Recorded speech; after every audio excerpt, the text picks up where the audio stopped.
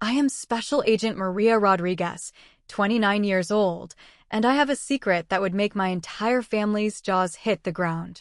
While my cousins see me as the loser security guard driving a beat-up Honda that barely runs, I'm actually the youngest SWAT team leader in FBI history, commanding the Bureau's most elite counterterrorism unit in Los Angeles. Last Sunday at our family barbecue, when my cousin Isabella pointed at my car and giggled, "Look at her beat-up old car." Maria can't even afford basic transportation like the rest of us.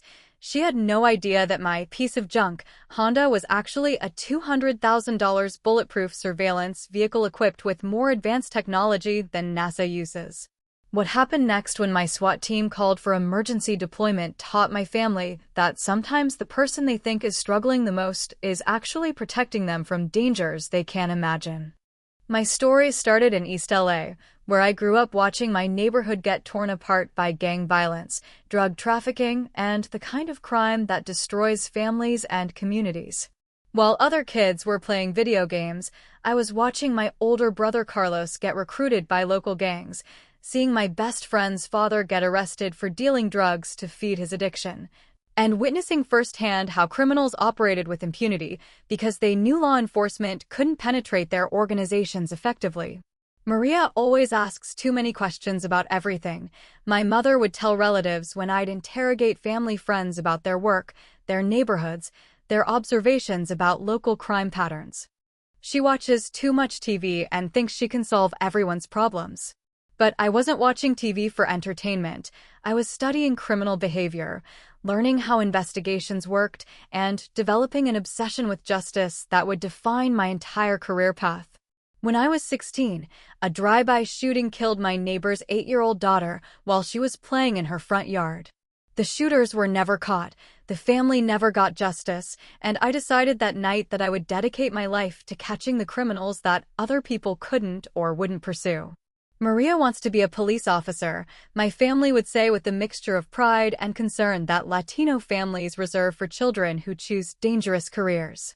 It's noble work, but the pay isn't good, and it's very dangerous.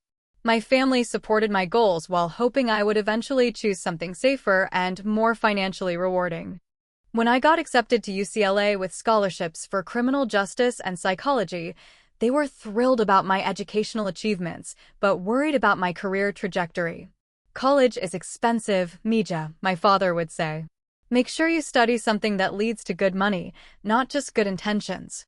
I understood their concerns, but I was already planning a career path that went far beyond local police work. During college, I was recruited by FBI agents who visited our campus looking for candidates with specific skill sets, bilingual capabilities, cultural understanding of Latino communities, and academic performance that indicated analytical thinking suitable for federal law enforcement. "Miss Rodriguez, your professors speak very highly of your investigative research and your understanding of criminal psychology," Agent Patricia Williams told me during my junior year interview. "Have you considered federal law enforcement careers?" I had been dreaming about exactly that since childhood.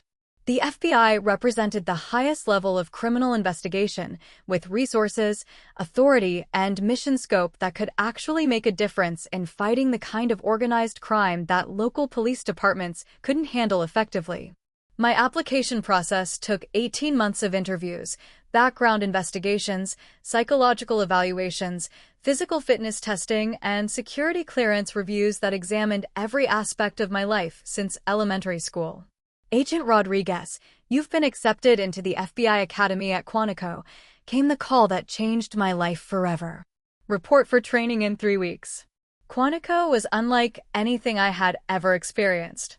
For months of intensive training in firearms, defensive tactics, investigative techniques, surveillance operations, and federal law that prepared new agents for work that most people couldn't imagine and definitely couldn't discuss publicly. "Rodriguez, your marksmanship scores are exceptional and your tactical thinking shows natural leadership potential," my training supervisor reported during final evaluations. "You're being assigned to the Los Angeles field office with specialization in organized crime and counterterrorism operations." At 23, I was sworn in as FBI Special Agent Maria Rodriguez, assigned to cases involving drug cartels, human trafficking networks, and terrorist organizations that operated across international borders and posed threats to national security. But I couldn't tell my family anything specific about my work.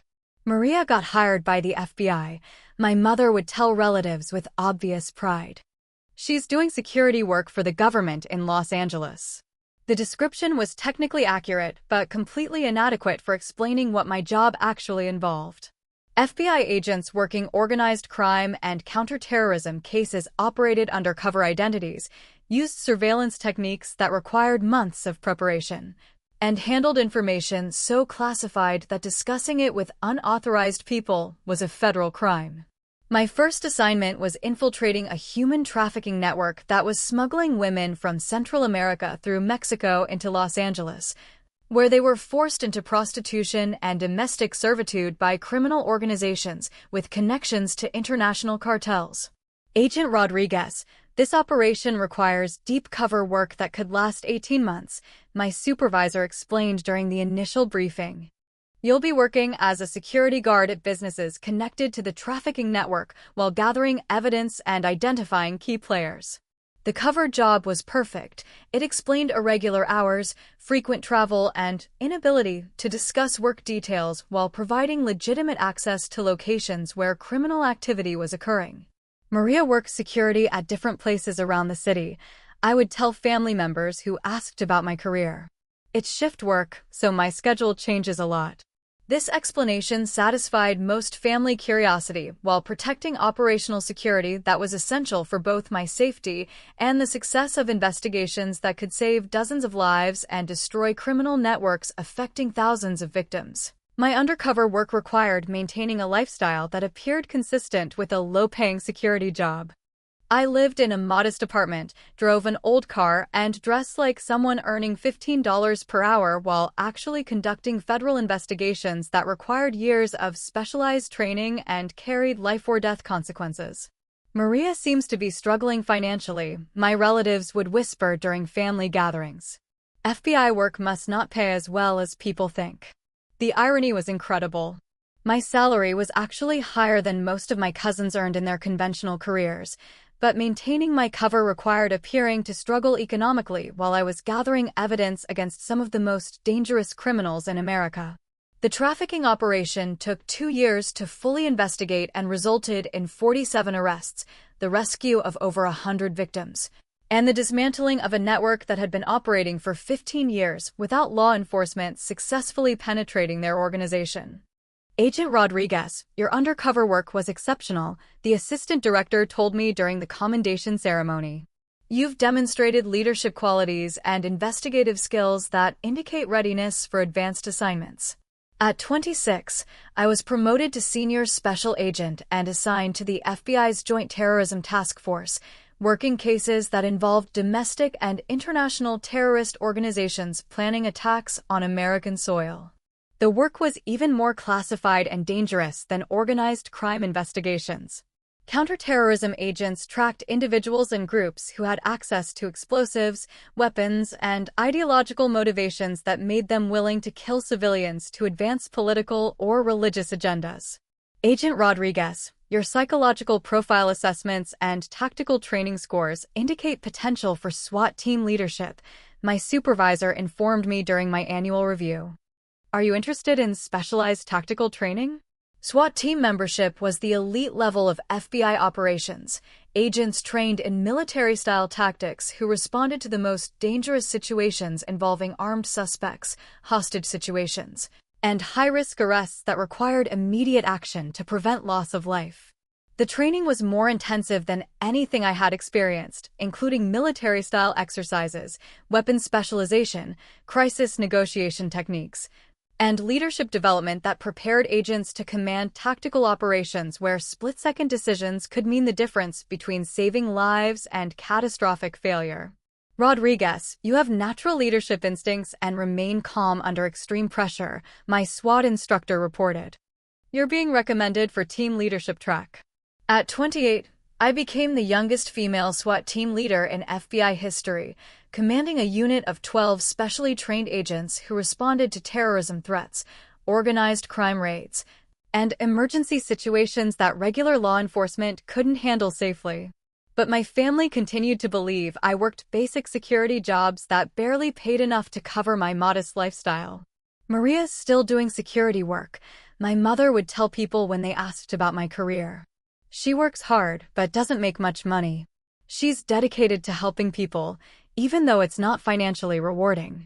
While my family worried about my apparent financial struggles, I was actually leading tactical operations that prevented terrorist attacks, rescued kidnapping victims, and dismantled criminal organizations that posed threats to public safety across multiple states. My beat-up old Honda was actually a customized surveillance vehicle that cost more than most people's houses.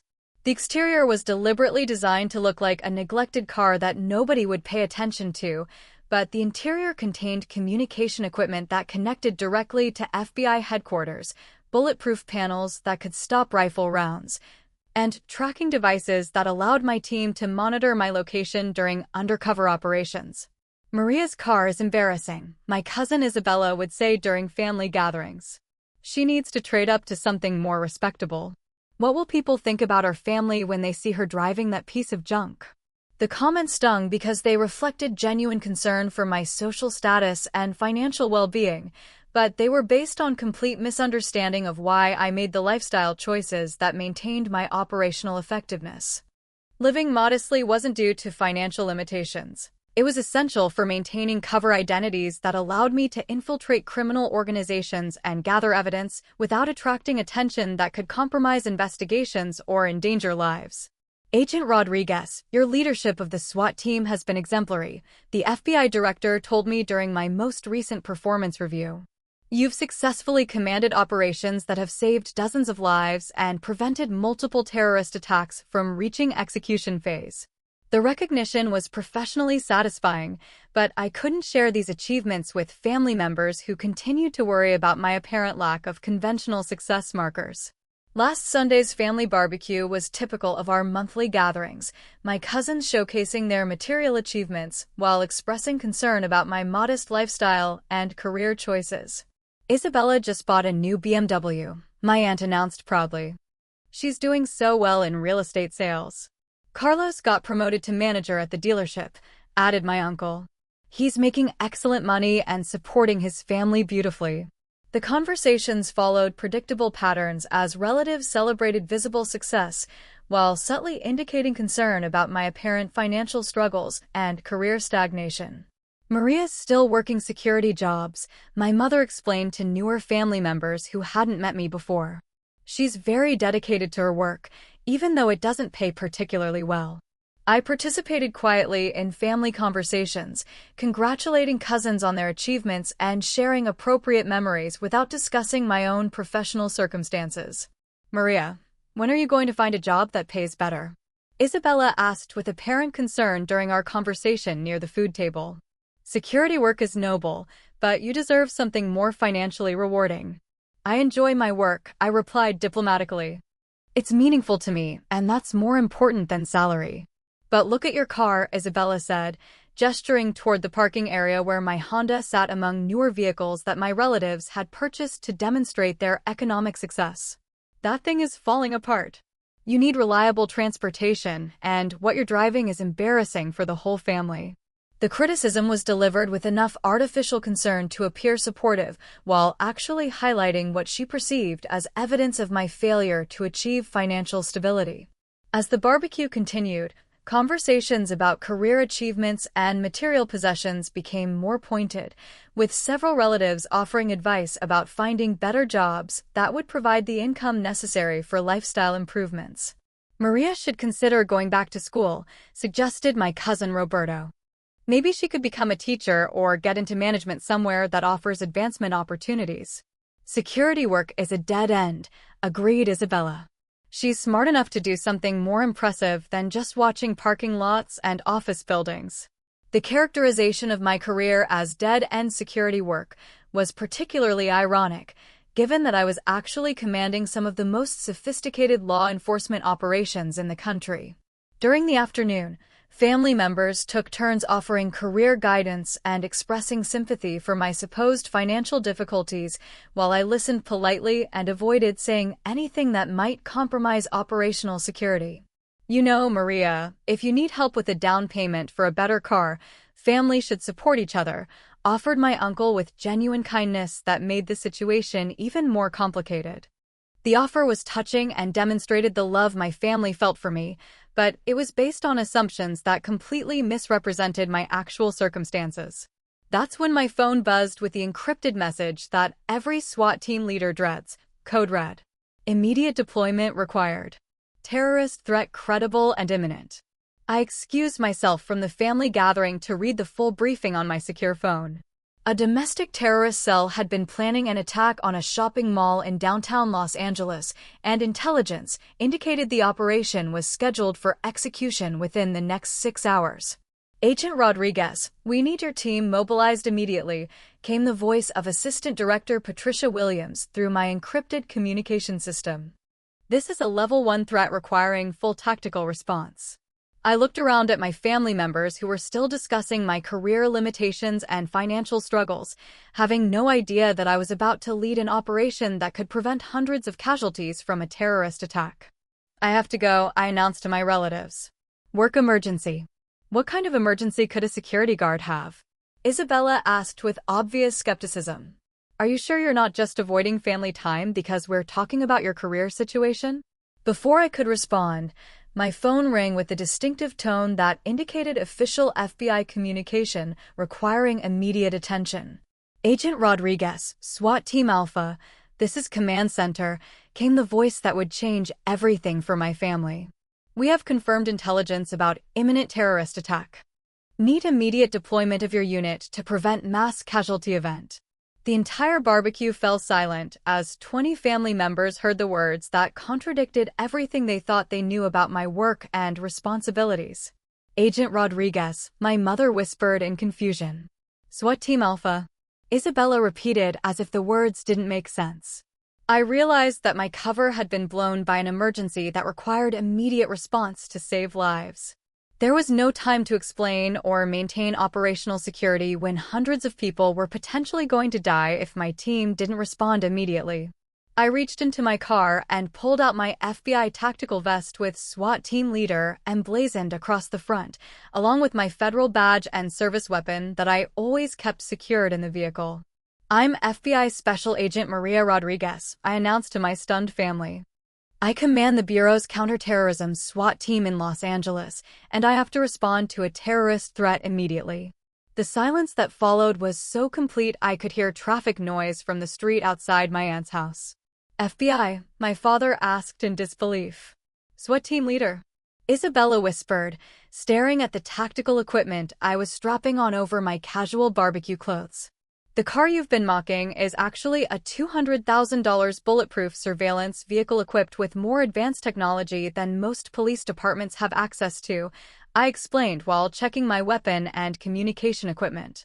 My dead-end security job is actually leading operations that prevent terrorist attacks and save lives.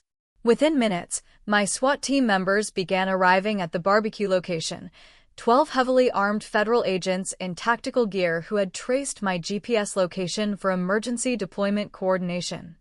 Agent Rodriguez, we have confirmation of multiple explosive devices and armed suspects, reported Agent Michael Santos, my second-in-command. Command wants your team mobilized for immediate tactical response. My family watched in amazement as FBI agents transformed my aunt's quiet residential street into a staging area for counterterrorism operations. Maria, you're really FBI? My mother asked with wonder and concern as she watched me coordinate with team members who addressed me as Commander Rodriguez, with obvious respect and professionalism. Yes, Mom. I've been working undercover assignments and counterterrorism operations for 6 years. Everything you thought about my career was cover story, designed to protect both my safety and operational security. The briefing from my team revealed that the terrorist threat was even more serious than initially reported. Intelligence indicated plans for coordinated attacks on multiple locations with casualty estimates in the hundreds if the operation wasn't stopped immediately. Agent Rodriguez, This is the kind of operation that makes careers, Agent Santos observed as we prepared for deployment. High visibility, maximum impact, presidential commendation level stuff. This is the kind of operation that saves lives, I corrected. That's what matters. As my team prepared to deploy, my family gathered around our command vehicle with expressions ranging from pride to shock to concern about the dangerous nature of work they never knew I was doing. Mija, is this why you could never talk about your job?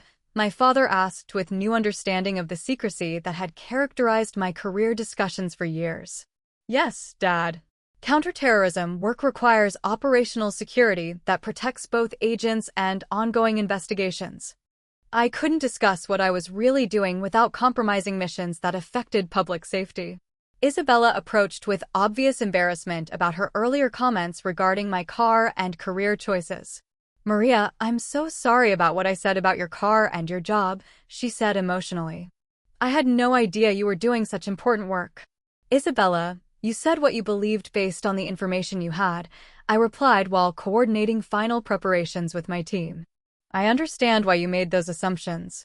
But you're protecting people from terrorists, she said with awe. You're literally saving lives while we were complaining about your car. The deployment briefing indicated we had less than 2 hours to locate and neutralize the terrorist cell before their planned attack reached execution phase. Agent Rodriguez, your family is going to worry about this operation, Agent Santos observed as we prepared to leave for what could be the most dangerous mission of our careers. They're going to worry because now they know what I actually do for work, I replied. But they're also going to understand why I chose this career path. As our convoy of tactical vehicles prepared to leave my aunt's neighborhood, my family gathered to watch their struggling security guard cousin lead an FBI SWAT team to prevent a terrorist attack that could have killed hundreds of people. Maria, please be careful, my mother called out as I climbed into the bulletproof Honda that my family had spent years mocking. Always am, Mom. This is what I trained for. The operation lasted 14 hours and resulted in the arrest of 6 domestic terrorists, the seizure of enough explosive materials to destroy several city blocks, and the prevention of what would have been the deadliest terrorist attack on American soil since 9/11. Agent Rodriguez, your leadership during this operation was exceptional, the FBI director told me during the commendation ceremony that followed. You've demonstrated exactly why the Bureau invests in developing young agents with your capabilities and dedication. The media coverage was extensive, but focused on the successful prevention of the attack rather than individual agents, which allowed me to maintain the operational security that remained important for future assignments. My family's understanding of my career was completely transformed by witnessing the emergency deployment and learning about the nature of work I had been doing while they assumed I was struggling in low-paying security jobs. Maria saved hundreds of lives, my mother tells everyone proudly now. Our daughter is a hero who protects people from terrorists. Isabella has become one of my biggest supporters, often telling the story of how she mocked my beat-up car without knowing it was actually sophisticated FBI equipment.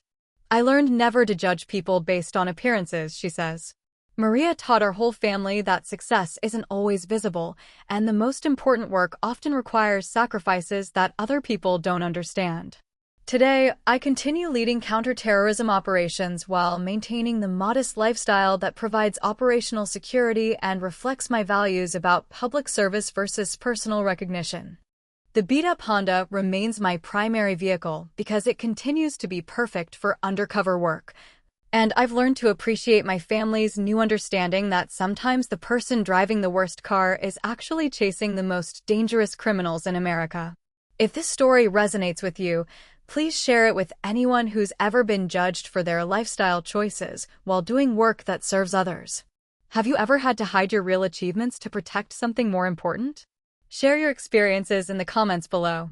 Remember, the person you think is struggling might actually be the one protecting you from dangers you never see coming.